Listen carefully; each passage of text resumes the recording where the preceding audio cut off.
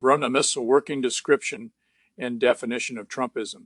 I was watching Heather Cox Richardson years after Mitt Romney voted to convict Donald Trump on one count during the first impeachment. Trump promptly claimed that Romney was secretly working for the Democrats.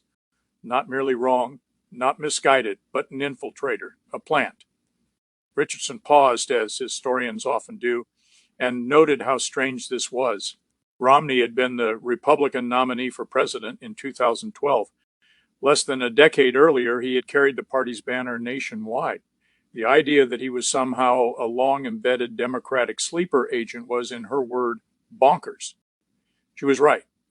But the real story is not that the theory is ridiculous. It is why it felt plausible to so many people. The Romney is plant theory is not an accident or a fringe misunderstanding. It is a feature of how Trumpism redefined political loyalty and, by extension, political reality. It reveals less about Romney than it does about the psychological architecture of the MAGA movement. For Trump, American political parties were messy coalitions. They fought internally. They tolerated dissent. You could be a Republican who disagreed with other Republicans on tone, tactics, or even major policy questions without being declared an existential threat. Politics was adversarial, but it was still recognizably pluralistic. Trump broke that model. From the beginning, Trump framed politics not as competition between ideas, but as a struggle between friends and enemies. Loyalty was personal, not institutional. Agreement was not sufficient. You had to signal alignment in affect, language, and posture. Once that framework took hold, disagreement stopped being a normal democratic function and became evidence of betrayal. Romney was uniquely vulnerable to this reframing because he embodied the old Republican elite Trumpism defined itself against. He was wealthy, technocratic, globally oriented, and publicly concerned with norms and character. In the pre-Trump GOP, those traits were assets. In the MAGA imagination, they became markers of corruption. When Romney criticized Trump's behavior, he was not heard as a conservative with a different theory of leadership. He was heard as an imposter revealing himself. This is where conspiracy thinking enters. Conspiracy theories thrive in moments of identity rupture. They provide clean explanations for messy change. Instead of acknowledging that a movement has evolved in ways that exclude former allies, conspiracy thinking externalizes the loss. Romney did not leave the movement. He was never really part of it. The movement did not fracture. It was infiltrated. This logic performs an important emotional service. It preserves the moral purity of the in-group. If Romney is a plant, then MAGA did not fail to persuade him.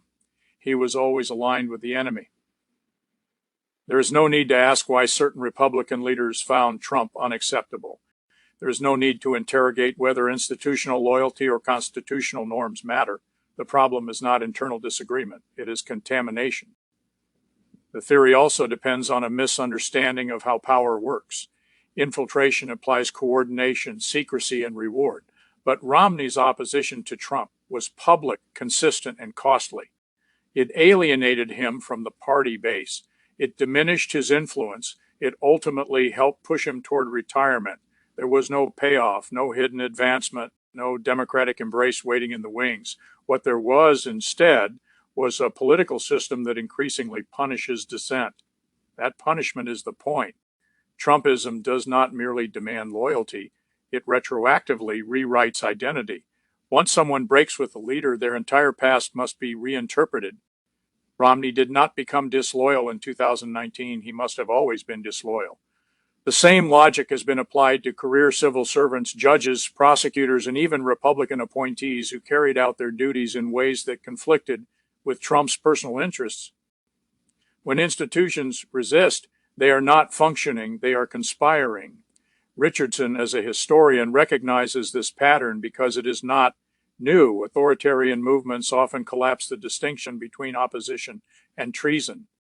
Once that collapse occurs, facts lose their stabilizing power.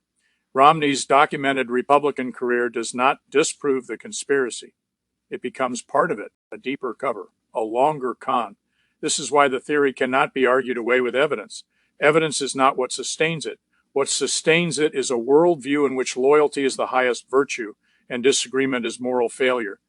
The irony is that Romney's actual behavior is remarkably old-fashioned. He acted as though senators are accountable to the Constitution rather than to a single leader. He treated impeachment as a legal and moral process rather than a team sport. Whether one agrees with his conclusions or not, none of this requires a secret Democratic handler. It requires only a belief system that predates Trump. That belief system is now treated as foreign. Watching Richardson lay this out, what struck me most was how quickly the extraordinary has become normalized. A former Republican presidential nominee is accused of being a Democratic plant, and the accusation circulates not as satire, but as plausible explanation. That should not be dismissed as internet noise. It is diagnostic. The Romney conspiracy tells us that Trumpism is not merely a set of policy preferences. It is an identity structure that cannot tolerate internal dissent without recasting it as existential threat. It is a politics that replaces persuasion with purification and disagreement with expulsion. Romney was never an infiltrator. He was a stress test, and the fact that so many people needed him to be unreal tells us far more about the movement that rejected him than it ever could about the man himself.